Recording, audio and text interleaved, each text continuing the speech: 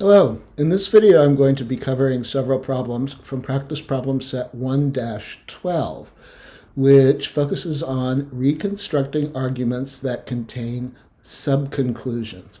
A subconclusion is both a premise and a conclusion within the argument in which it occurs. It's a premise relative to some later conclusion or conclusions, and it's a conclusion relative to some other premise or premises. Another way to think of that is to think of a subconclusion as a supported premise. It is a premise because it is being given as a reason to believe another statement. That makes it a premise.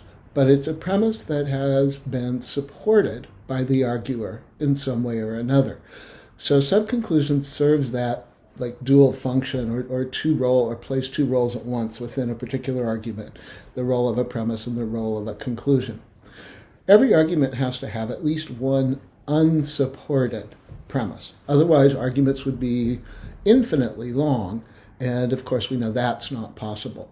Now, in practice problem set 1-12, all our reconstructions are going to have the following kind of structure. We will, in this practice problem set, restrict our attention to arguments that have one and only one unsupported premise,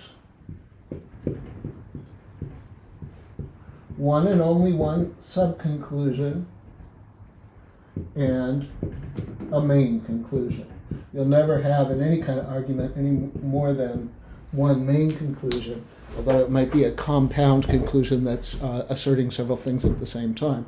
But for this purposes of this practice problem set, all of our reconstructions are going to look like this. One and only one unsupported premise, one and only one subconclusion, one and only one main conclusion. And we're also, in this practice problem set, not going to have to think about adding unstated conclusions. We don't need to add anything unstated. All right, let me start with number 2. I hope you're reading along in your textbook, but I will read this to you. It says, May is a falafel stand in the middle of the busiest section of Westwood, a fairly new stand, which means it has a fairly new Coke machine, which means it gives slightly better cola than some of its more established competitors. I hope you noticed the use of which means, which occurred twice. That phrase, which means, is a conclusion introducer. So one conclusion is that this falafel stand has a fairly new Coke machine, and then that conclusion in turn is being used as support for the main conclusion that this falafel stand gives slightly better cola than some of its more established competitors. Okay, so I was able to use the phrase which means to identify the subconclusion and the main conclusion in this argument. Let me turn then to figuring out what its unsupported premise must be. Before the first time the phrase which means is used in this passage, it reads as follows. May is a falafel stand in the middle of the busiest section of Westwood, a fairly new stand. Now, I don't think that its location is relevant to the newness of its Coke machine or the quality of the cola that it provides its customers. So I am not going to include the business about its location. I wouldn't mark you down if you did. But I'll just begin the reconstruction with the unsupported premise. May is a falafel stand, or is a fairly new falafel stand.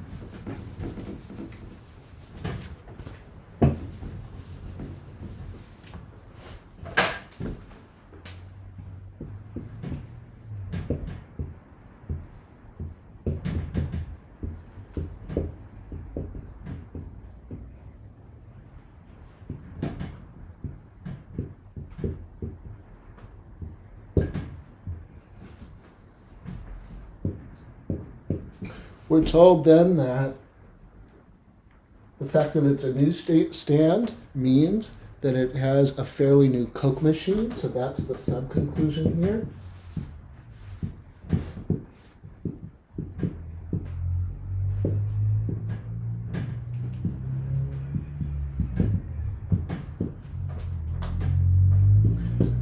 And And then we're told in turn that the newness of its Coke machine means it gives slightly better cola than some of its more established competitors. So that's the main conclusion.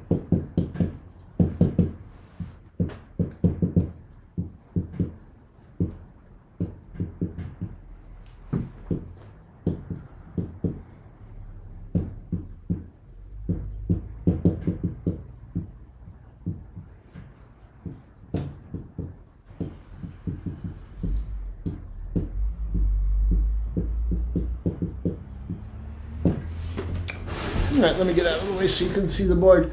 Let me say something about the lines here.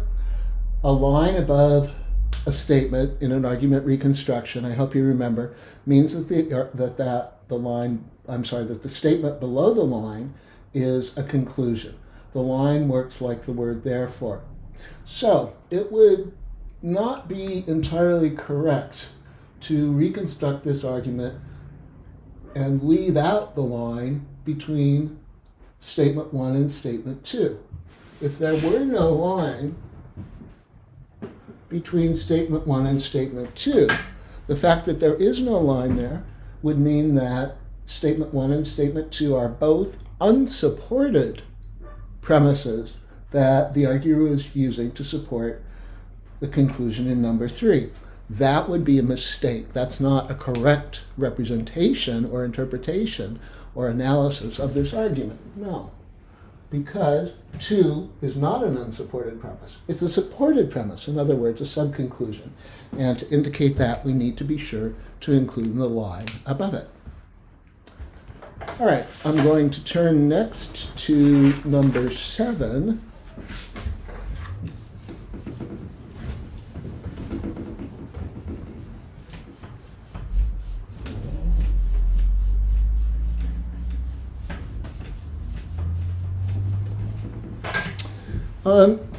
Number 2, when we reconstructed it, we didn't have to do any reorganization. That is to say, the way number 2 was presented in the original passage, the unsupported premise was first, the supported premise, that is, the subconclusion, was presented second, and the main conclusion was presented last. That is not always the case, as we'll see with number 7. In which a CSUN kinesiology major named Renette Mansour says the following: "Since I've been around animals all my life because my dad is a veterinarian and has his own hospital, I have been an animal lover for as long as I can remember." Now, I hope you notice that here the speaker used 2 premise introducers. She used the premise introducer since, and she used the premise introducer because.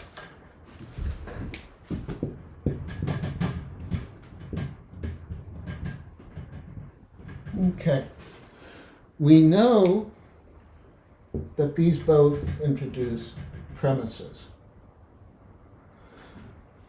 Now, this doesn't tell us which of these is the unsupported premise and which is the supported premise, i.e. the subconclusion. But since these are both premises, we know the main conclusion must be the last statement that she makes, namely that she's been an animal lover for as long as she can remember. Now let's think about the relationship between these two. If you remember, when you have this kind of a structure with a statement before because and then another statement after because introduces a premise, so the statement after it has to be a premise, and that means by process of elimination the statement before it has to be a conclusion. That's the statement after since. That's both a conclusion and a premise. In other words, the statement after since must be the speaker's subconclusion, and the statement after because must be her unsupported premise. And let's see if that makes sense. After because, there's the statement, my dad is a veterinarian and has his own hospital. You notice she has not given any support for this statement anywhere in this passage, so it's an unsupported premise. After since, she says, I've been around animals all my life. Well, she does give support for that statement in this passage. Why are we supposed to believe that she's been around animals all her life? Well, because her dad's a vet and has his own hospital. So what I have up here has got to be correct. Let me go ahead and put that into an argument reconstruction for you quickly. Starting with the unsupported premise that says my dad is a veterinarian and has his own hospital.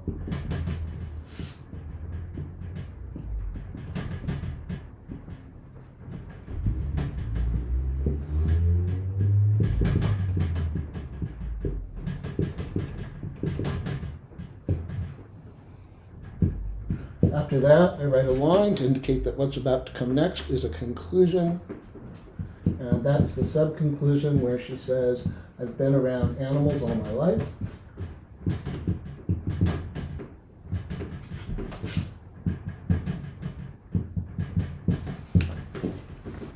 Then we need to put a line to indicate that what comes next is a conclusion.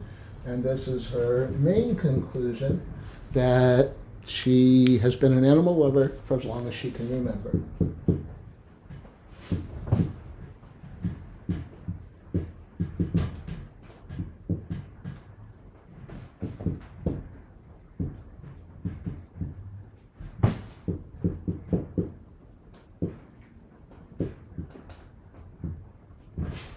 Now, I left this argument in my reconstruction in the first person, as if it were her voice. If you prefer to use the third person, fine. Then you can pick up her name from the citation. Her name is Rainette Mansour. And after you've used her name once, you can use pronouns to refer back to her. Let me go now quickly to number 9. This is the last one I'll do from this particular practice problem set in this video. 9 says, Farrell Dillon, convicted in 1999 of raping 4 young girls, took the stand Monday to ask 7th Circuit Judge Merton Tice Jr. to grant him a new trial because his attorney had been mentally ill and therefore incompetent. Well, I'm noticing 2 introducers here. That is the premise introducer because and the conclusion introducer therefore. After because, we have a premise that this man's attorney had been mentally ill. No reason is given in this passage to believe that, so that must be the unsupported premise. After therefore, we have just the word incompetent, but if you go back a little earlier to the unsupported premise, you'll see how to complete that. His attorney had been incompetent. The reason that's given for directly supporting that is the mental illness of the attorney. So it's looking like after therefore, in the reference to the attorney's incompetence, we have the subconclusion. What then would be the main conclusion? Well, let's think of what's going on. This person who's been convicted of rape is asking a judge to grant him a new trial. And he has to have some sort of legal grounds that would require the judge to grant his request. So, if I'm thinking of this now as if it were in his voice, he's not just saying, Judge, please give me another trial. He's saying, Judge, I deserve a new trial, or I should be granted a new trial.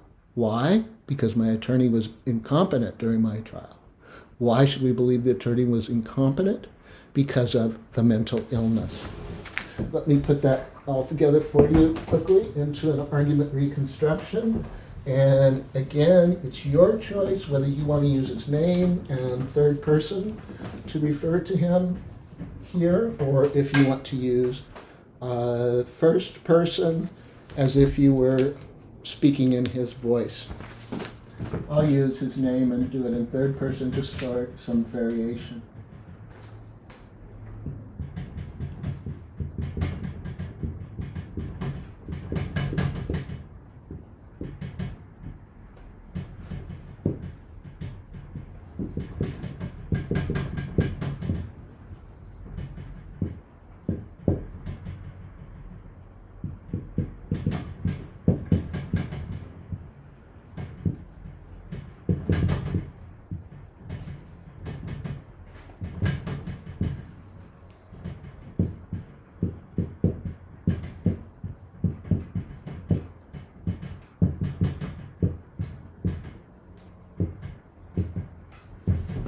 So here's how this could look. The unsupported premise is that Farrell Dillon's attorney was mentally ill. From that unsupported premise, he draws the conclusion that his attorney was incompetent. And from that supported premise or subconclusion, he draws his main conclusion that he should be given a new trial. Okay, I hope this has been helpful to you. In the next video, we'll be looking at some more complicated examples of arguments with subconclusions. I hope you're doing well. Take care.